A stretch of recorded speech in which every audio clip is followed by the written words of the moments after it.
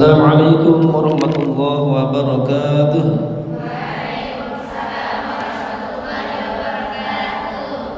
Innal hamdalillah nahmaduhu wa nusalli wa nusallimu ala rasulil karim.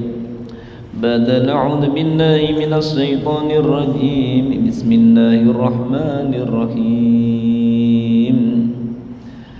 Wal 'asri innal insana lafi khusrin illa alladhina amanu wa 'amilus solihati wa tawasaw bil haqqi wa tawasaw bis sabr.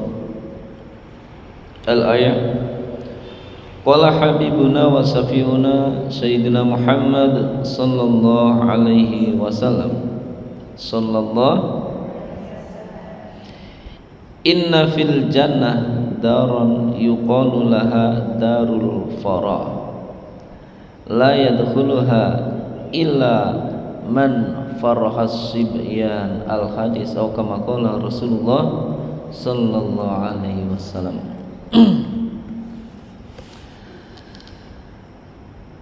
Anak-anak yang dirahmati Allah Subhanahu wa taala, bicara tentang kebahagiaan. Kebahagiaannya adalah suatu anugerah dari Allah Subhanahu wa taala. Semua manusia yang lahir dari zaman Nabi Adam sampai sekarang ini, sampai yang akan mendatang, sebenarnya pengen bahagia. Betul? Semuanya pengen bahagia. Namun menempuh kebahagiaan ini ada yang menggunakan nyandar dengan nafsu dan akalnya diri sendiri. Bukan cuma kalangan santri aja, secara umum manusia pengen bahagia, tapi menempuh kebahagiaan ada dengan gunakan akalnya, gunakan nafsunya masing-masing.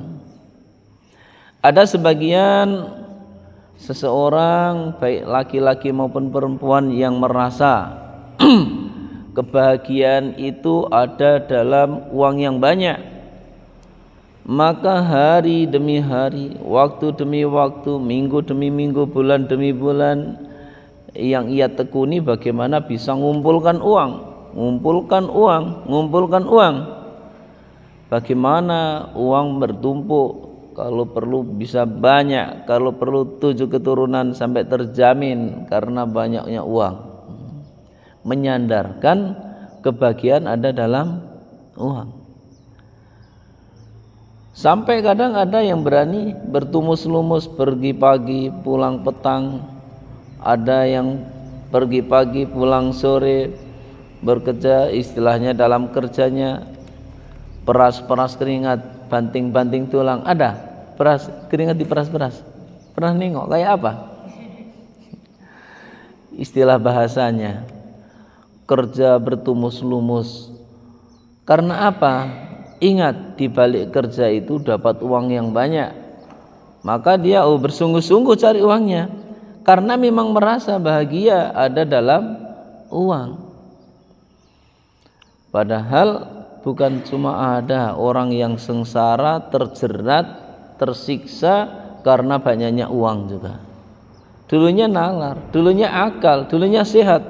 Setelah punya uang banyak jadi gila kadang-kadang.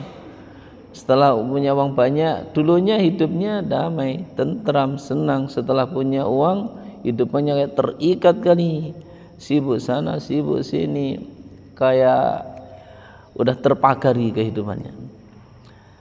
Sebenarnya nggak di situ. Ada juga sebagian manusia yang beranggapan bahagia ini kalau jadi apa? Jadi pejabat yang tinggi, maka yang dikejar jabatan. Setelah jadi ketua RT, berjalan setahun, 2 tahun, tak apa, bagaimana naik jadi ketua RW? Ya. Jadi RW, bagaimana naik lagi jadi Pak Lurah atau Bu Lurah? Ada lurah dari perempuan? Ada enggak? Jangankan lurah, presiden dari perempuan pun ada. Maka tinggal pandai-pandai ngejarnya. Setelah jadi lurah gimana untuk jadi camat? Setelah jadi camat bagaimana jadi bupati? Jadi bupati bagaimana jadi Gubernur bagaimana jadi? Terus. Yang dikejar jabatan. Rela korbankan ratusan juta, rela korbankan agar yang penting dapat jabatannya. Ternyata setelah jadi jabatan apa yang dapatkan? Paling gitu-gitu terasa. Kebahagiaan hakiki yang sebenarnya enggak di situ. Ada yang beranggapan kebahagiaan ini kalau punya pasangan yang cantik atau perempuan yang cakep mungkin ya, yang ganteng, yang gagah, yang kekar, yang pandai, yang dengan sifat yang istimewa lah. Betul kira-kira? Oh, enggak seperti itu. Bukan cuma ada ketika punya pasangan yang sangat diidolakan oleh seluruh manusia di dunia ini, ternyata menjerat setelah menjadi pasangannya, tersiksa dia gara-gara ketampanannya atau kecantikannya. Tersiksa dia karena dengan kegagahannya, kekuatannya, kegantengannya. Oh, bisa jadi. Bahkan sebagian manusia ada yang beranggapan kebahagiaan ini ada dalam melampiaskan kepuasan. Ada sebagian manusia yang punya di jiwanya katanya pecinta alam. Iya, pecinta, sampai kadang manjat-manjat tebing. Tebing tahu? Kayak gini ini dipanjat, targetnya misalnya mau sampai tengah sana, puncak sana. Oh, panjat. Jangankan kalau kayak keramik batu-batu yang rela juga dimanjat. Kalau jatuh padahal gimana? Oh, ya mati beneran kan. Tapi padahal kalau sampai atas apa? Ya paling cuma wah, nengok sana sini aja. Ya kayak gitu aja. Kayak apa kalau sampai atas? Kayak monyet atau apa? Siapa yang nengok? Oh, tapi kebanggaan. Katanya bahagia kalau sudah bisa menaklukkan apa? Menaklukkan gunung apa? Gunung Bromo, Gunung Kerinci, gunung apa? Emangnya benar gunungnya kayak gitu? Emangnya dengan diinjak puncaknya terus takluk berarti? Ya enggak gitu. Tapi katanya sang penakluk menaklukkan Gunung Kerinci. Gunung apa? Gunung Merapi. Pernah sering dengar misteri Gunung Merapi kan? Misteri Gunung Merapi malampir dari mana? Dari mana? Yang kalian tahu? Buka makanya secara dari Sumatera. Ya, dari Padang. Buka. Di situ. Naklukkan gunung, mencari kebahagiaan padahal udah menjadi ketentuan Allah. Kebahagiaan manusia itu ada dalam mengamalkan amalan-amalan agama secara sempurna. Jadi harus kita tanamkan, semakin kita bagus, semakin kita baik, semakin kita kuat dalam mengamalkan agama, semakin bagus, semakin kuat, semakin baik pula itulah dalam hasilnya. Semakin kita sempurna dalam mengamalkan agama, akan semakin sempurna juga ada kebahagiaan dalam kehidupan kita.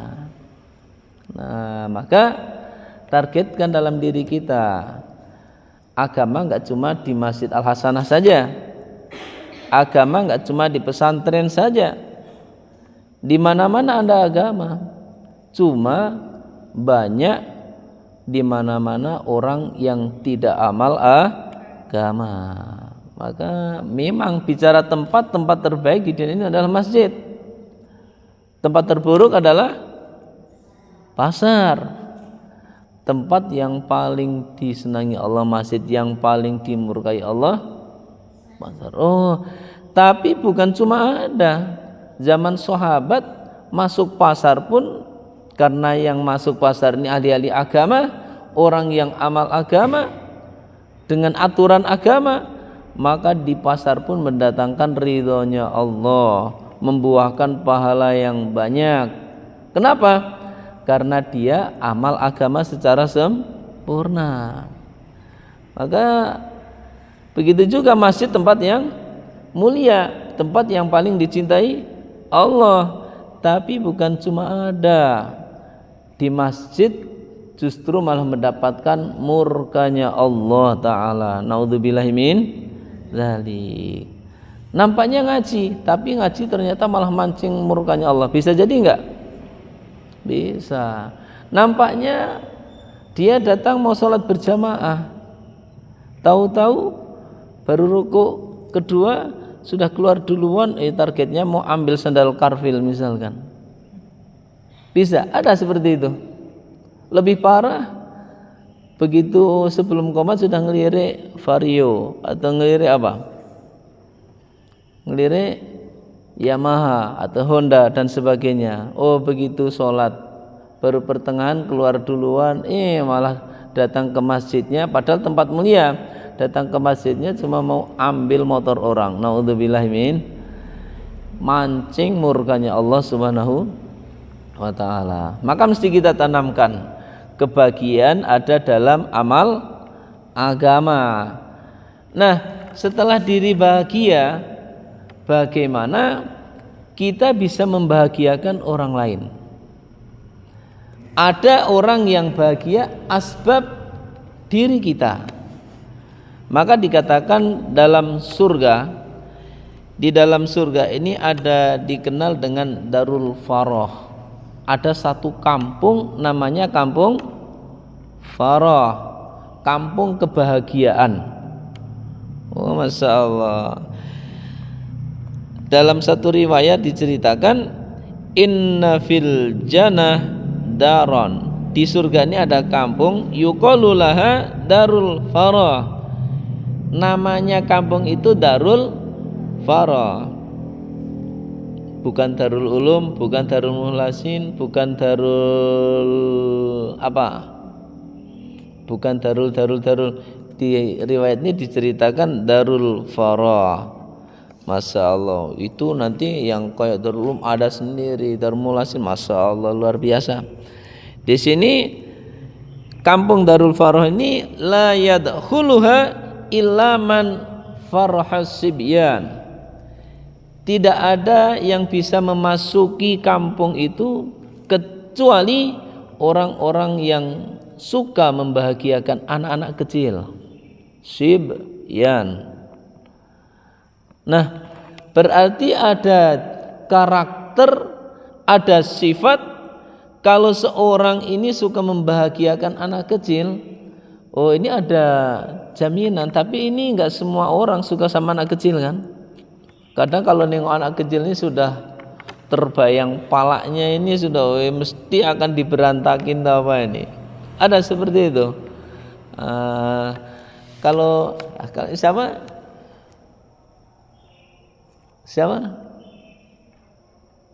Kok lupa? Siapa? Ini Haida. Yang belakangnya? Oh, masih ada juga yang kecil lagi, siapa ya? Yang biasa di Wusto itu. Oh, Aura. Ya, di mana Aura? Oh, di belakang, enggak nampak Aura ya. Ada berapa yang kecil-kecil? Ini udah selesai SD. Oh, kiranya masih Sibyan. Bahagiakan anak-anak kecil. Kebahagiaan itu tapi ada dalam jiwa. Makanya tanamkan dalam diri kalian sifat kebahagiaan. Maka kata ulama, zayyinil hayat bil farah walau fil marad. Kata Mutiara, catat. Zayyinil hayat bil farah walau fil marad. Hiasilah kehidupan itu dengan kesenangan, kebahagiaan. Zayyinil hayat bil farah walau fil marad. Hiasilah kehidupan itu dengan kebahagiaan walaupun sebenarnya dalam penderitaan. Kalian misalkan di pesantren ini sebenarnya ya Allah tersiksa Ustadz. Kenapa? Di rumah ini hari-hari megang HP, nggak boleh pegang HP. Tersiksa nggak? Tersiksa. Terus setelah tersiksa apakah menjadi orang sengsara? Jangan. Tanamkan kebahagiaan. Yang akan menilai ini anak sedang bahagia atau enggak ini dari raut wajahnya. Kalau hati kita enggak tahu. Hati adalah rahasia ilahi. Tapi dari langkahnya dia, pembicaraannya dia, gaya senyumnya dia, oh itu bisa menunjukkan dia sedang bahagia. Oh, atau kalian tahu orang bahagia ini ketika apa? Kayak apa? Senyum. Apakah orang yang mesti bahagia? Senyum karena terpaksa? Senyum terpaksa? Ada? Oh, enggak bisa. Maka bisa tanda-tanda, alamat-alamat dari senyumannya, tanda-tanda dari berjalan. Oh, ini suruh jalan. Ambilkan kitab di Khadijah misalkan. Oh, jalannya aja, berangkat dengan jalannya bisa dinilai anak yang berjalannya dengan ikhlas, dengan senang. Senang, Bang. Oh, nengok jalannya ada sambil ada ember tendang. Ngapain ini? Mesti berarti nampak enggak ikhlas ini suruh ngambilkan kitab aja. Bisa jadi. Nah, ini suruh nampak gosok kolam, gosok WC. Oh, udah gosok-gosok kok malah diinjak, ditekuk-tekuk apanya, konsepnya sapunya dia. Oh, ini berarti nampak kira-kira ikhlas enggak? Dari gerakan, dari perjalanan, dari omongan aja bisa dinilai orang sedang bahagia, orang sedang susah, orang sedang resah. Nah, ini mesti kita tanamkan dalam diri kita. Tanamkan jiwa kebahagiaan. Kebahagiaannya adalah bahagia. Ini suatu anugerah dari Allah yang memang ada dalam jiwa manusia. Dan kebahagiaan enggak diukur dengan banyaknya nominal rupiahnya, jabatan, kemegahan mewahnya, keistimewaan pasangan, macam-macam. Bukan di situ, tapi ada dalam jiwa. Kalaulah kebahagiaan ada dalam uang yang banyak, ya niscaya yang bahagia orang-orang yang banyak uang. Orang miskin enggak kebahagiaan bahagia. Orang fakir enggak ada kebahagiaan bahagia. Tapi buktinya orang miskin bahagia bisa enggak? Senang hatinya bisa enggak? Senang, ya Masya Allah, berhari-hari makan aja cuma sama apa? Terong misalkan. Terong padahal udah mantep kan, luar biasa kan. Ada Pak Kiai Ustaz penggemar terong. Saya pun juga jadi senang terong. Tapi sebagian daerah kan agak terong ini menu bawah tadi. Hari ini makannya terong aja, kul aja misalkan. Sesekali ada tamu datang bawa ayam cingkrak. Oh, cingkrak ini apa? Arti cingkrak apa di sini?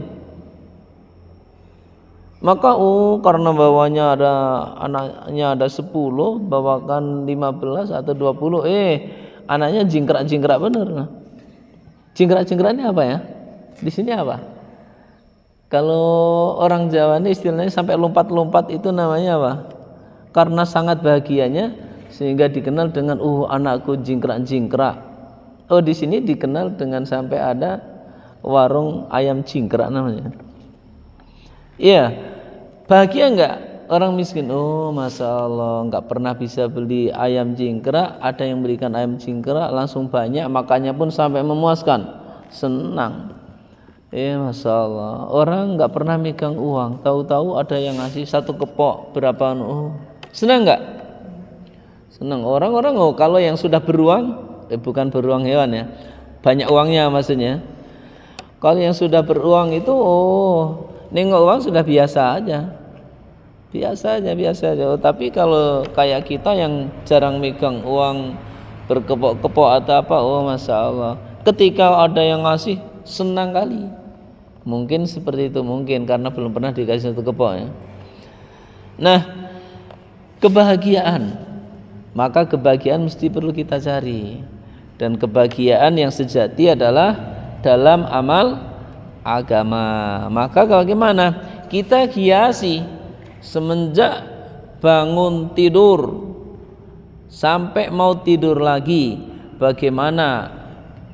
Hiasilah kehidupan kita ini dengan amal-amal agama. Kalau orang ini dengan amal agama sungguh-sungguh, pasti Allah akan beri kebahagiaan. Jadi sungguh-sungguh ya, catatannya sungguh-sungguh.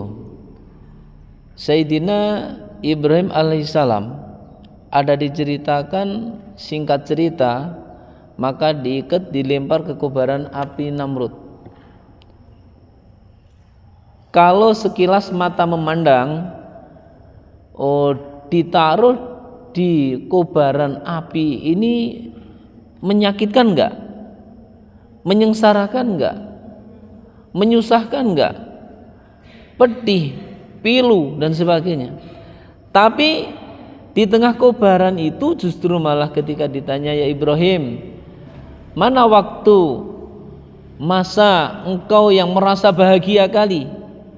Ternyata apa?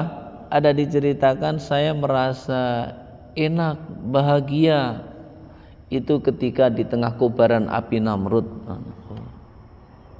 Kok bisa seperti itu? Karena siapa yang ngasih kebahagiaan? Allah Ta'ala. Ada diceritakan, Ustadz pernah dengar ceritanya Bilal bin Rabah. Orangnya di dunia udah diceritakan terumpahnya, ini bicara terumpahnya ya, sendalnya aja sudah di surga. Artinya ini manusia-manusia calon penghuni surga. Diceritakan Bilal ini seorang budak, seorang kulitnya pun hitam,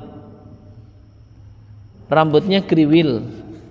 Kriwil tahu apa ya kriwil tuh? Parah di atas keriting lah. Kalau kalian rambutnya keriting tuh mulus, ngikal, bergelombang kayak laut. Laut tuh ada yang parah gelombangnya.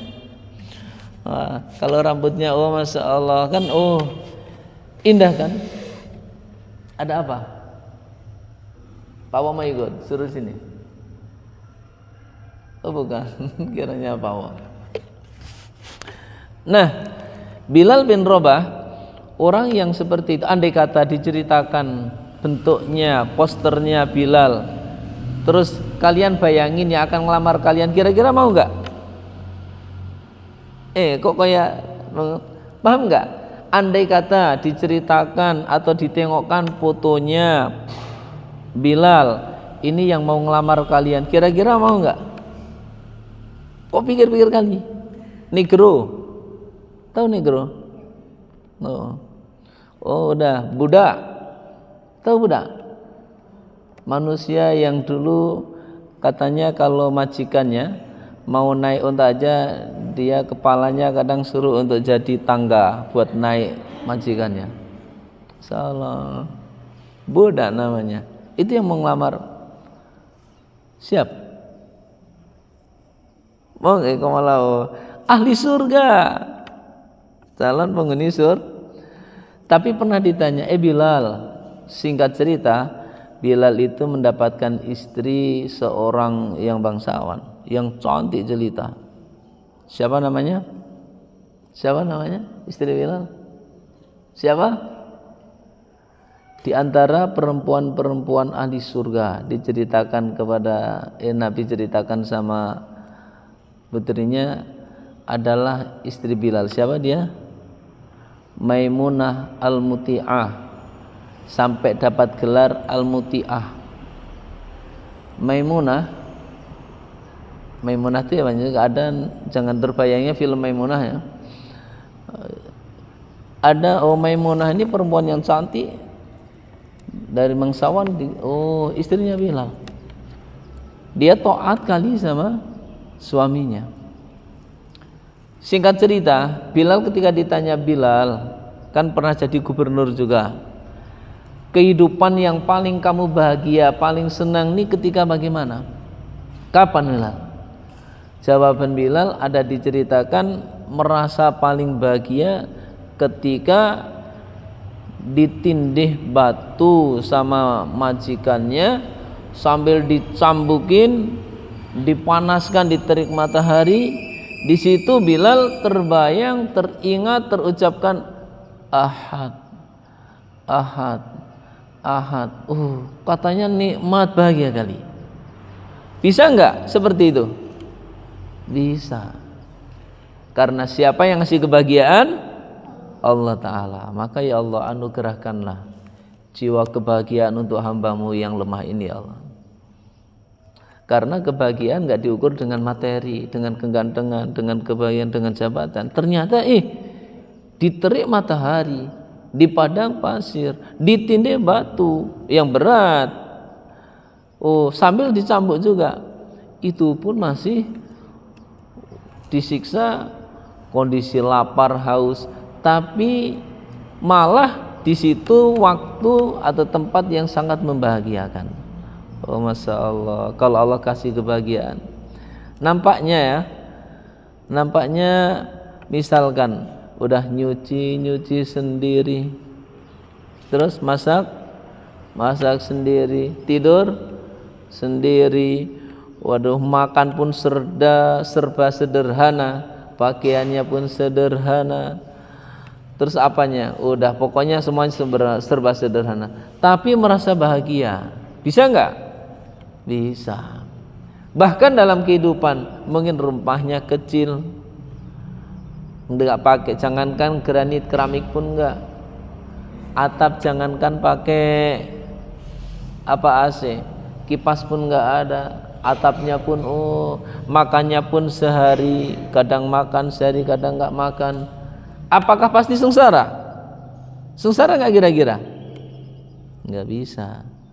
Justru kehidupan seperti ini pernah terjadi pada baginda Nabi Sallallahu Alaihi, dengan rumah yang sederhana, dengan kehidupan yang sederhana, bahkan makan kadang sehari makan, kadang enggak. Tapi apakah berani mengatakan Nabi paling sengsara? Bukan. Nabi orang yang bahagia, karena kebahagiaan ada dalam hati manusia, ada dalam jiwa. Maka tanamkan dalam diri kita kebahagiaan. Zayyinil hayat bil farah walau fil marad. Hiasilah kehidupan dengan kebahagiaan walaupun sedang dalam penderitaan. Sebenarnya kalian nggak tahu saya ini lagi dalam derita sebenarnya. Tapi ditengok orang nyaman, senyumnya pun menyenangkan, bikin sedekah aja. Perjalanannya menyenangkan, omongannya menyenangkan. Bisa jadi enggak? Bisa. Maka kalian kalian awali, kalian jalani semenjak di pesantren, dari kelas dasar, pertengahan sampai penghujung. Belajar hiasi kehidupan dengan kebahagiaan, sampai dengan nengok kalian bahagia, bikin orang yang nengok pun jadi bahagia. Apalagi kalian bagus, bikin orang jadi orang bagus. Apalagi sama anak kecil pun bisa santun sampai menyenangkan. Bukan berarti biar anak ustaz, ada Zayan, ada Nabil. Secara umum, maka membahagiakan anak kecil ini akan menjadikan dia penghuni bisa masuk di Darul Farah. Siapa bilang? Baginda Rasulullah SAW dalam kitab Jami' Shaghir, dalam satu riwayat dikatakan, inna fil jannah daron yuqalu laha darul farah la yadkhuluha illa man farraha sibyan. Sungguh dalam surga ada kampung yang dinamakan Darul Farah, tidak ada yang akan bisa masukinya kecuali seorang yang membahagiakan farrohas sibyan, seorang yang membahagiakan anak-anak kecil. Nah, maka tanamkan jiwa. Gimana cara menyenangkannya? Apakah sebenarnya kalau kayak Ustaz, kok ambil bola, main bola sudah wagu mungkin ya, karena bukan atlet ya, tapi kalau dikala pas lagi nggak banyak orang ya nggak apa-apa, kadang bawa sama anak-anak, kadang misal kemana di pantai atau apa, kadang sengaja bawa bola, main-main bola, atau kadang di sini ke kantor gubernur, kadang bawa bola, bawa raket, apa, menyenangkan sama anak-anak kecil. Ada dalam satu riwayat, inna fil jannah baban yuqalu lahu ad-duha. Inna fil jannah baban yuqalu lahu ad-duha. Di surga ini ada pintu yang dikenal dengan pintu duha. Pintu duha. Fa idza kana yaumul qiyamah nada munadin ainal ladzi kanu yutimuna ala salatid duha. Maka pada hari kiamat kelak akan ada seorang penyeru yang menyeru atau yang mengundang, manggil-manggil dari dekat pintu itu. Ainal ladzi kanu yutimuna ala salatid duha. Di mana sih kalian yang dulu sering membiasakan sholat duha itu? Di mana sih kalian yang dulu istiqomah ngerjakan sunat duha? Di mana? Dipanggil-panggil, sampai dipanggil-panggil biar masuk ke surga melalui pintu duha. Kayak mau masjid. Ini masjid misalkan ada pintu situ, pintu depan, pintu samping. Mau masuk surga ini ada banyak pintu. Oh, sampai kan ruangan satu ruangan sama yang lain kan ada juga kelebihan masing-masing. Maka disediakan di surga ini sampai pintunya aja dikasih nama babu duha. Disediakan untuk siapa? Orang-orang yang membiasakan selalu dan selalu enggak ketinggalan sholat sunat duha. Maka diceritakan dalam ayat ini hadza babukum fadkhuluhu bi rahmatillah. Ketika orang itu sudah ke depan, nengok pintunya, diceritakan ini adalah pintu kamu. Ini pintu kamu. Hadza babukum. Bukan milik orang, ini pintu kamu. Masukilah dengan rahmatnya Allah Subhanahu wa taala. Semoga Allah Subhanahu wa taala beri pemahaman, beri kekuatan sama kita untuk selalu dan selalu tertanam bahagia, membahagiakan orang, dan kita awali dengan rajin mengerjakan sholat sunat duha. Terjaga sunat duhanya insyaallah. Nah, jaga ya. Kalau yang lagi udzur ya udah dengan banyak wiridan sambil nunggu. Jangan menggunakan kesempatan ketika pas lagi udzur. Perempuan ini kan banyak udzurnya kan, ada kalanya haid, ada kalanya nifas, wiladah dan sebagainya. Kesempatan lepas dari ibadah enggak, mesti kita tanamkan. Time is ibadah, waktu adalah ibadah. Waktu duduk, waktu tidur, waktu suci, waktu haid, waktu tetap bagaimana? Tersibukkan dengan ibadah. Tak ada waktu tanpa ibadah. Insyaallah. Semoga Allah beri kekuatan. Oh iya ya. Nanti sholat isyraqnya biasanya gitu ya. Terus Ustadz Imam, Ustadz perhatikan nanti ya. Termasuk yang kayak gitu dia buka sedikit apa ya? Ya nanti kalau mau sholat. Siapa nih? Siapa? Siapa dek namanya? Aida. Ini anak Pak Abdurrahman. Oh, masih udah balik juga? Udah balik nih? Oh, Masya Allah. Semoga Allah betahkan, bahagiakan melalui perjalanan belajar agama di pondok ini. Maulaya sholli wa salim daiman abada ala ka khairil khalqi kullihim huwal habib ladzi turja safa'atu likulli hawli minal ahwani muhtahin. Ya Rabbi bil Mustafa balligh maqasidana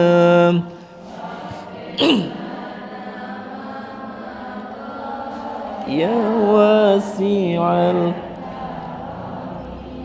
ya arhamar rahimin ya arhamar rahimin ya الراحمين فرج. Subhanallah wa bihamdihi, subhanakallahumma wa bihamdika, asyhadu an la ilaha illa anta.